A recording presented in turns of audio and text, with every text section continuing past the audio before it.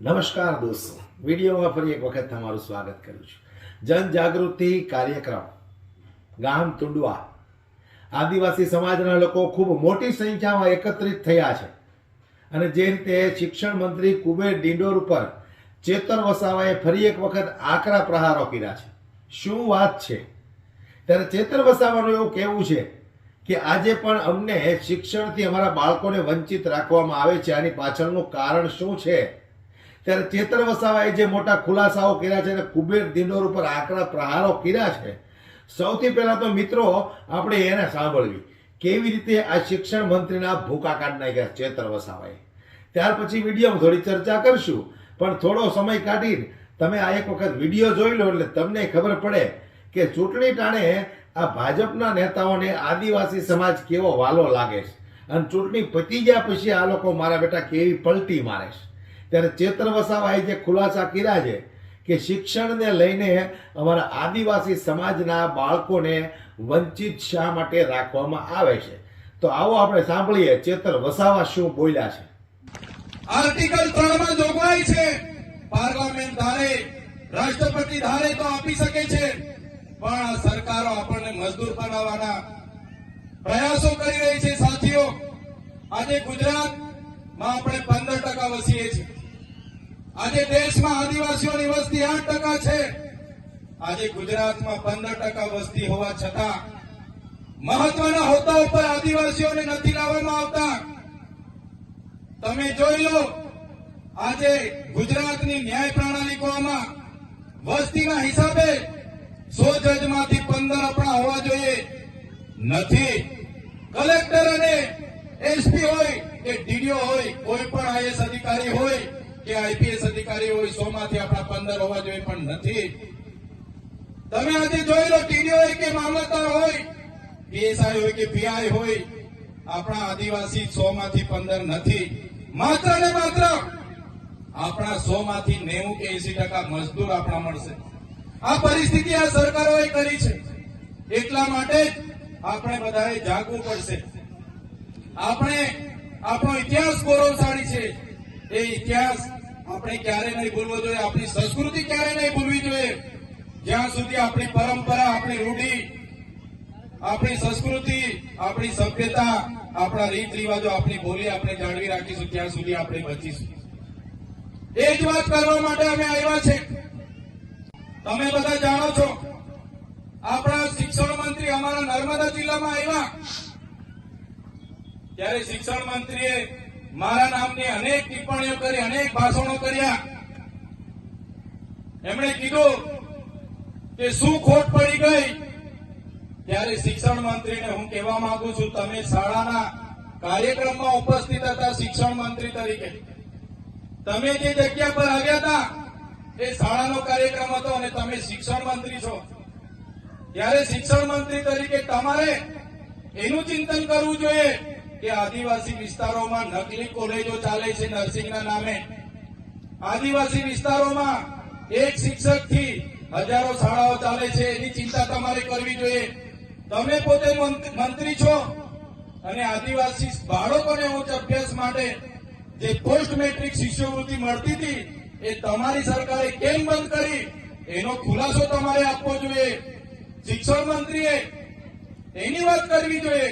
એની જગ્યાએ ચેતર વસાવા શું કરે છે એની વાત કરતા. ત્યારે એમણે કીધું કે અમે તો કાલે વડાપ્રધાનને મળીને ભીલ પ્રદેશ આપી દઈશું, પણ ભીલ પ્રદેશ કઈ રીતના ચલાવશે? અહીંયા તો કોઈ આદિવાસી ટેક્સ ભરતા નથી. ત્યારે શિક્ષણ મંત્રીને ખબર ન હોય તો એમની જાણ માટે હું કહી દઉં છું, આદિવાસી વિસ્તારમાં જે પાણી છે, વીજળી છે, લિગ્નાઇટ છે, રેતી છે, પથ્થર છે, જળ છે, જંગલ છે, જમીન છે, એમાંથી અનેકો કરોડો ને પણ અબજો રેવન્યુ અમે જનરેટ કરીએ છીએ. એનાથી આ દેશ ચાલે છે. અમે કોઈના પર ભીખ નથી માંગતા.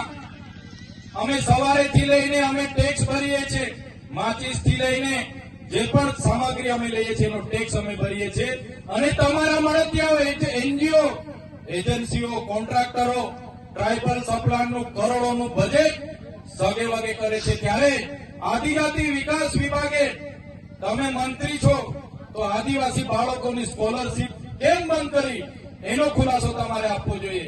3 વર્ષથી વડોદરાની MS યુનિવર્સિટીના વાઇસ ચાન્સલર બોગસ સર્ટિફિકેટના આધારે નોકરી કરતા હતા, હમણાં પકડાયા છે, એનો ખુલાસો તમારે આપવો જોઈએ.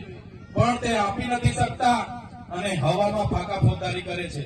ત્યારે બિલ પ્રદેશ અમે કાલે આપી દેવાની મોટી મોટી વાત કરતા હતા, ત્યારે આપણા સમાજના એ પાર્ટીમાં રહેલા નેતાઓને કહેવા માંગુ છું, તમારી સરકાર અને તમારા સંગઠનમાં તો તમારું કઈ ઉપજતું નથી. અહીંયા આવીને ફાંકા ફોજદારી કરવાનું છોડી દો, આ સમાજ માટે કઈ કરો. તે દિવસે આ સમાજને સિંચાઈનું નર્મદાનું પાણી મળશે, આ વિસ્તારમાં સારું શિક્ષણ તમે અપાવી દેશો, આ વિસ્તારના બાળકોની સ્કોલરશીપ ચાલુ કરી દેશો, બોગસ કોલેજો પર કાર્યવાહી કરશો, ખોટા સર્ટિફિકેટો લઈને લાખો લોકો નોકરીઓ પર છે એમના પર કાર્યવાહી કરશો. અને જે દિવસે તમે જો અમારી સરકારમાંથી અમને અલગ ભીલ પ્રદેશ અપાવી દેશો, એ દિવસે અમે તમારો પીઠ થબડીશું ને તમારી સાથે ઉભા રહીને તમારા વખાણ કરીશું, પણ તમે અમને ભીલ પ્રદેશ અપાવી દો. સાથીઓ, આજે મને અહીંયા આમંત્રણ મળ્યું. આપણી આદિવાસીની 27 અનામતની બેઠકો છે, જેમાં આદિવાસી લડી શકે, એ કોઈ પણ પાર્ટીમાંથી લડીને જીતી જાય. આજે 27 ધારાસભ્ય આપણા આદિવાસીઓ વિધાનસભામાં બેસે છે. પણ આટલી મોટી સમસ્યાઓ વર્ષોથી આપણી ચાલે છે, તો તે ડબલ એની જમીનો બધી દાહોદ હોય, મહીસાગર હોય, પંચમહાલ હોય, કેવડિયા હોય, નર્મદા હોય, આ સરકારના અધિકારીઓ શ્રી સરકાર કરીને બધા એમના મળતિયાઓને આપી દે છે. એક પણ નેતા આદિવાસીઓની જમીનો માટે, એક પણ નેતા આદિવાસીઓના શિક્ષણ માટે, એક પણ નેતા આદિવાસીઓના આરોગ્ય માટે બોલવા તૈયાર નથી. બધાને પોતાની ટિકિટોની પડી છે. જ્યારે પાર્ટી ઊંચી આંગળી કરવા ગઈ ત્યારે ઊંચી આંગળી કરે છે. એમને ખબર છે 2 હાથ જોડીશું એટલે તાલુકાની ટિકિટો એમને મળે છે, પગે પડે એટલે એમને જિલ્લાની ટિકિટો મળી જાય છે, અને ઉપડા પડીને દંડવત કરી દે તો ધારાસભ્યની ટિકિટ મળે છે. એ જ આપણા નેતાઓ પાર્ટીઓમાં કરી રહ્યા છે. આજે હું તમારા મંચ પર આવ્યો છું આવવા માટે. મેં કોઈ પાર્ટીના ધારાસભ્ય તરીકે નથી આવ્યો, પણ સમાજના ધારાસભ્ય તરીકે આ મંચ પર આવીને હું ઉભો રહ્યો છું. હું સમાજના મારા જાતિના સર્ટિફિકેટ મૂકીને અનામત બેઠક પરથી ધારાસભ્ય બનું છું. સમાજના લોકોના આશીર્વાદથી, એમના સહકારથી હું ધારાસભ્ય બનું છું. ત્યારે આ મંચ પરથી કહેવા માંગુ છું, જ્યાં પણ અમારા સમાજ સાથે અન્યાય અત્યાચાર થશે, અમારી માતા બહેનો સાથે અન્યાય અત્યાચાર થશે, અમારા ખેડૂત, અમારા યુવાન સાથે અન્યાય અત્યાચાર થશે, રાતે 12 વાગે પણ ફોન કરશો, રાતે 12 વાગે પણ આ બધા આગેવાનો ત્યાં હાજર થઈ જશે. આ મૂળ માલિકની હાલત મજૂર બનાવીને આ સરકારો મજૂરી જ કરાવવા માટે કરે છે. આજે તમે જોઈ લો, આપણે મૂળ માલિક મધ્યપ્રદેશથી સરપંચો પણ અહીંયા ઉપસ્થિત છે. મધ્યપ્રદેશમાં આપણા જ આદિવાસીના ભાઈ પર મૂત્ર વિસર્જન ત્યાંના નેતાઓ દ્વારા કરવામાં આવે છે. મણિપુરમાં, એક દેશનું આપણું રાજ્ય મણિપુરમાં આદિવાસી મા બેટીઓને નગ્ન પરેડો કરવામાં આવે છે. આપણે કેવડિયામાં 2 યુવાનોને બાંધીને મરી જાય ત્યાં સુધી મારવામાં આવે છે. ત્યારે કોઈ નેતા આપણે વચ્ચે બોલવા માટે આવતું નથી.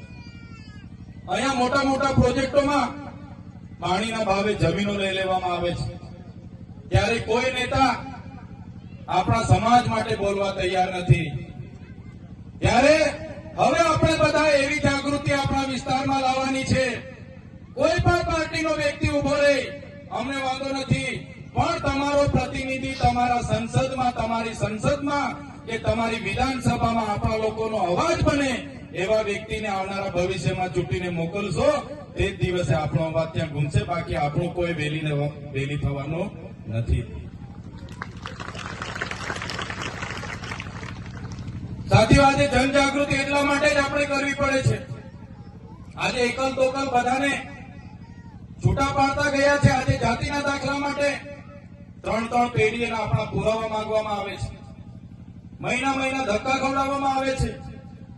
આજે પોતે આદિવાસી તરીકે સાબિત કરવા માટે આટલી બધી લાઈનો પર ઉભા રહેવા પડે છે, અને બીજી જાતિના લોકોને આ સરકારો મેળાવડા કરીને આપે છે. ત્યાં કોઈ આપણો એક નેતા બોલવા તૈયાર નથી.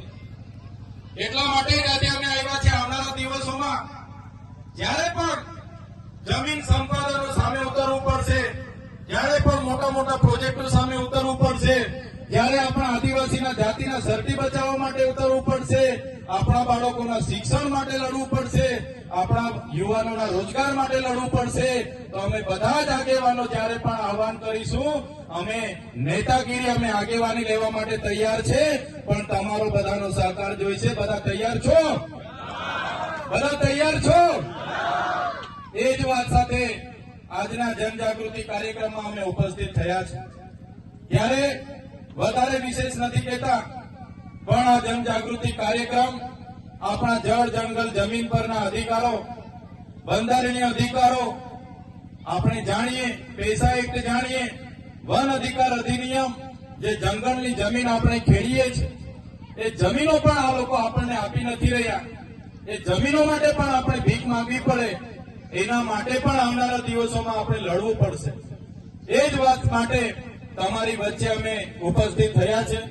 વધારે વિશેષ નથી કહેતા, પણ આજના આ કાર્યક્રમમાં ટૂંકા મેસેજથી આજુબાજુના ગામડાઓમાંથી પધારેલા તમામ આગેવાનો, યુવાનો, માતા બહેનો, સરપંચો, પદાધિકારીઓ, અધિકારીઓ, અહીં ઉપસ્થિત મંચસ્થ તમામ આગેવાનો, આયોજન સમિતિ. તો આ વિડીયો બાબતે તમારું શું કહેવું છે? ખરેખર આદિવાસી સમાજ સાથે અન્યાય થઈ રહ્યો છે કે પછી ચેતર વસાવા જે કહે છે એ કંઈક મનગઢત હોય એવું લાગે છે? તમારું શું કહેવું છે મને કોમેન્ટ બોક્સમાં દોસ્તો જરૂરથી જણાવજો. વિડીયો પસંદ આવ્યો હોય તો લાઈક, શેર કરવાનું તો ભૂલતા જ નહીં. જય હિન્દ.